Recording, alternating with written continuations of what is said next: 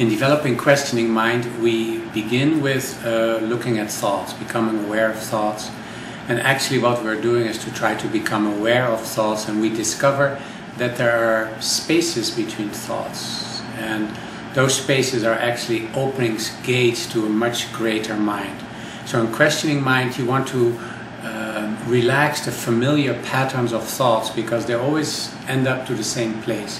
How can you get fresh thoughts? So we work with thoughts first, but the secret activity is to go in the openings in between thoughts, the end of a thought, the beginning of a thought. You want to go into there. But the second step is to develop feeling mind. And feeling mind is an important aspect of the greater mind. So if you want to develop questioning mind that leads to inner knowing, you really need to open up various windows and doors of the mind, and the major one, it's not maybe the front door, but it's very close to being the front door of your mind, is feeling mind.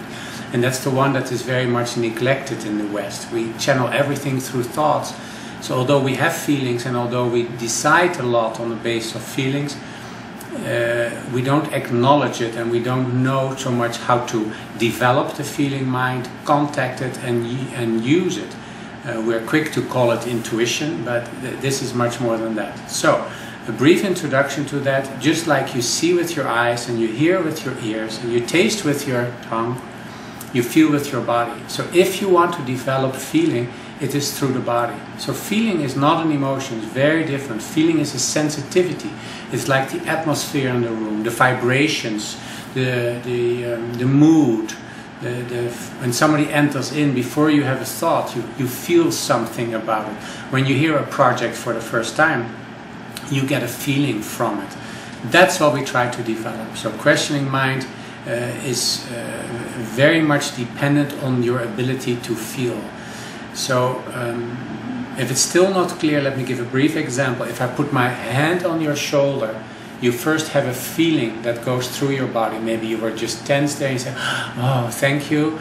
Or you feel, oh, I feel it. And you relax. And then you have a thought of, I like that. Can you do that more? Or what do you want from me? So, but before that is a feeling. That ability we try to develop.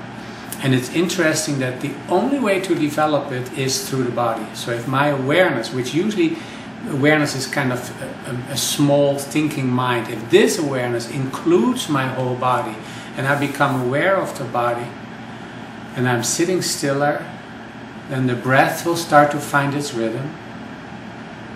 I can feel the stillness of my being. You see, my thoughts are maybe there, but almost not pulling on me anymore. I don't know if you can sense that.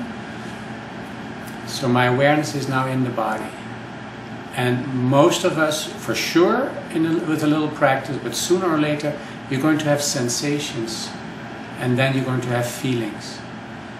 So don't worry too much how you call them. If you sit still, some people say, I feel nothing. No, that's because you're thinking.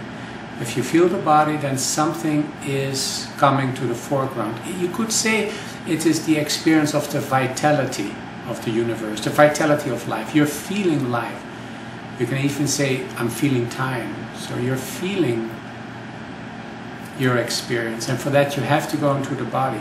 So we're not so interested in making a big deal out of what am I feeling and what is it like. And not like that at all. I'm just bringing my awareness into the body. I begin to feel. And what happens is, because we're developing the feeling mind, the distinction between inner and outer begins to vanish. It's now already with my eyes open, but if I would close my eyes and I feel the body for a moment, I don't know where the body ends and where space begins. So eventually you want to learn that with your eyes open. You can't be in a meeting and say, well, wait a minute, I have to close my eyes because I have to feel. You can't do that.